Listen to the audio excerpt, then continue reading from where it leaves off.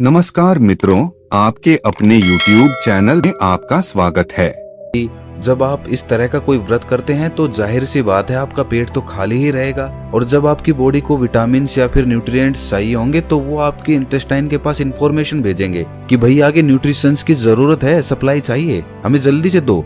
और इंटेस्टाइन के पास तो कुछ है ही नहीं, वो देगा क्या। तो जो बैक्टीरियाज इंटेस्टाइन पे पहले से चिपके होते हैं, खून उन्हीं को लेकर उन अंगों के पास पहुंच जाता है और इस तरीके से वो इंटेस्टाइन यानी कि हमारे पेट की वो इनर वॉल्स साफ हो जाती हैं, उन पर से बैक्टीरिया हट जाता है। लेकिन अब वो बैक्टीरियाज हमारे खून में मौजूद हैं, तो अपने खून में से वो बैक्टीरियाज निकालने के लिए आपको पसीने निकालने चाहिए। आप जितने पसीने निकालेंगे उतना ही आपका खून डिटॉक्स होता जाएगा। जो हमारी स्किन्स में छोटे छोटे पोर्स होते हैं ना, जहाँ से पसीना बाहर आता है, तो उस पसीने के साथ जो हमारे खून में जो अनवांटेड मटेरियल्स होते हैं वो भी बाहर आ जाते हैं। लेकिन एक बात सच बताना, आप में से बहुत सारे लोग ना सोचते तो होंगे कि कल से हम अच्छा रूटीन बनाएंगे, डेली एक्सरसाइज करेंगे, अच्छा खाना खाएंगे और अपने शरीर का ख्याल रखेंगे। लेकिन अगली सुबह आते ही आप भूल जाते हो, फिर से वही रूटीन, फिर से लेट उठना, फिर से ऑफिस में जाना और फिर से आकर उसी तरह से रात में लेट सोना। देखिए, इसमें गलती इंसान की नहीं होती, इंसान का रूटीन ही ऐसा हो गया है। वो कभी रात की ड्यूटी करता है तो कभी दिन की ड्यूटी करता है, तो इस तरीके से उसका कोई रूटीन फिक्स हो ही नहीं पाता और वो अंदर ही अंदर अपने मन में निराश होता चला जाता है। भाई किस तरह से एक्सरसाइज स्टार्ट करोगे, टाइम तो मिलता ही नहीं तुम्हें, कैसे अपना ख्याल रखोगे बताओ मुझे। तो दोस्त, इसके लिए विकल्प होते हैं। अगर तुम ध्यान से सोचोगे, दिमाग लगाओगे तो तुम्हें ऐसे तरीके मिल जाएंगे। भाई इसके लिए हमें जापान के लोगों से सीखना चाहिए। जापान के लोगों का भी शेड्यूल इसी तरह बिजी रहता है, उन्हें टाइम मिल ही नहीं पाता कि वो एक्सरसाइज करें। उस देश में भी ज्यादातर लोगों को टाइम मिल ही नहीं पाता कि वो एक्सरसाइज कर लें, इसीलिए वो अपने पास एक साइकिल रखते हैं। कहीं जाना हो इधर उधर, छोटी मोटी जगहों पे, ज्यादा दूर नहीं जाना हो, वहां पर वो अपनी साइकिल का इस्तेमाल करते हैं, वरना तो पब्लिक ट्रांसपोर्ट में या फिर खुद की कार से ट्रेवल करते हैं। ज्यादा दूर नहीं, लेकिन छोटी जगहों पे कुछ दूर जाने के लिए वहां तो हम साइकिल का इस्तेमाल कर सकते हैं। इससे हमारी थाइज में जो पेल्विक मसल्स होती है ना, उन पे बहुत अच्छा काम होता है। साथ में हमारा पसीना भी निकलता है, तो उससे हमारी बॉडी भी डिटॉक्स हो जाती है और इसके साथ ही कोई पोल्यूशन भी नहीं होता, प्रदूषण से भी हम बचे रह जाते हैं। अगर साइकिलिंग करने में इंटरेस्टेड नहीं हो तो फिर डांस कर लो या फिर रनिंग कर लो, जिस तरीके से भी हो, बस अपने शरीर से पसीना निकालो ताकि आपके जो पोर्स है ना स्किन के, वो एकदम क्लियर हो जाए। होता है उनको जल्दी पकाने के लिए या फिर उन पर कोई रोग ना लग जाए, इसलिए उन पर दवाइयों का छिड़काव किया जाता है। और जब हम उन फल और सब्जियों को खाते हैं तो वो पेस्टिसाइड्स हमारे अंदर, हमारी बॉडी में एंटर कर जाते हैं। तो उन पेस्टिसाइड्स की वजह से हमारे अंदर बहुत सारे बैक्टीरियाज पैदा होते हैं, जिनसे बहुत सारी बीमारियां पैदा होती है। और सबसे बड़ी बीमारी जो उससे पैदा होती है वो होती है कॉन्स्टिपेशन की। कुछ लोगों को हमेशा कॉन्स्टिपेशन रहता है, वो जब भी सुबह बाथरूम में जाते हैं तो उनका पेट अच्छे से साफ ही नहीं होता। इसकी वजह से वो पूरे दिन परेशान रहते हैं, स्ट्रेस में रहते हैं, कुछ भी अच्छा नहीं लगता, कुछ खाने का मन नहीं करता, भूख नहीं लगती।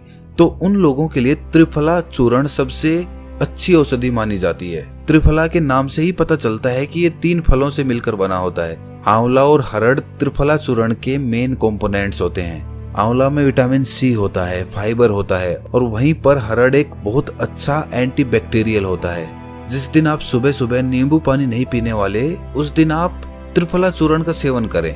1 छोटी चम्मच अच्छे से गुनगुने पानी में मिलाकर पी जाओ, उसके बाद देखना क्या कमाल होता है। खाना अच्छे से डाइजेस्ट होगा, सुबह पेट इतने अच्छे से खाली होगा कि पूरा दिन हल्का हल्का महसूस करोगे। और इसे भी रोज लेने की जरूरत नहीं है।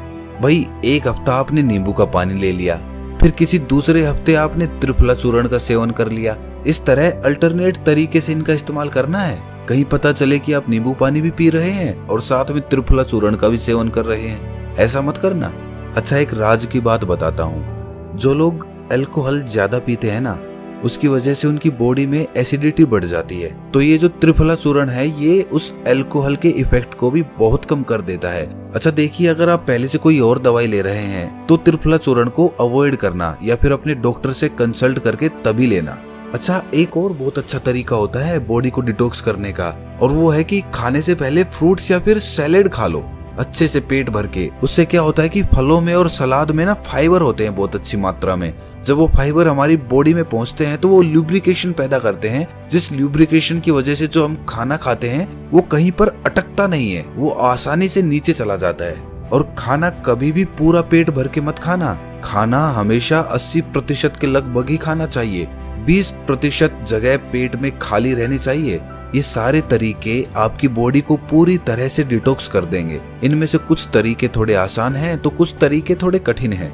आप अपनी सुविधा के अनुसार कोई भी तरीका अपना सकते हैं, लेकिन ये सारे तरीके बॉडी को डिटॉक्स करने के लिए हैं। माइंड को डिटॉक्स करने के लिए कुछ अलग तरीके होते हैं। अगर इस वीडियो में हम डिस्कस करेंगे तो ये वीडियो बहुत लंबी हो जाएगी, लेकिन आप ये जान लीजिए कि जितना जरूरी बॉडी को डिटॉक्स करना है उससे कहीं ज्यादा जरूरी माइंड को डिटॉक्स करना होता है। क्योंकि हमारे माइंड में ना बहुत सारा स्ट्रेस है, बहुत एंजाइटी है, बहुत सारे डर है, फियर है, ईर्ष्या है, जलन है, द्वेष है, पता नहीं किस किस तरह के इमोशंस हमारे दिमाग के अंदर भरे पड़े हैं, जो कभी खाली ही नहीं होते, जो वहीं पर अटके रह जाते हैं और हमें हमेशा परेशान करते रहते हैं, नई नई बीमारियों को पैदा करते रहते हैं।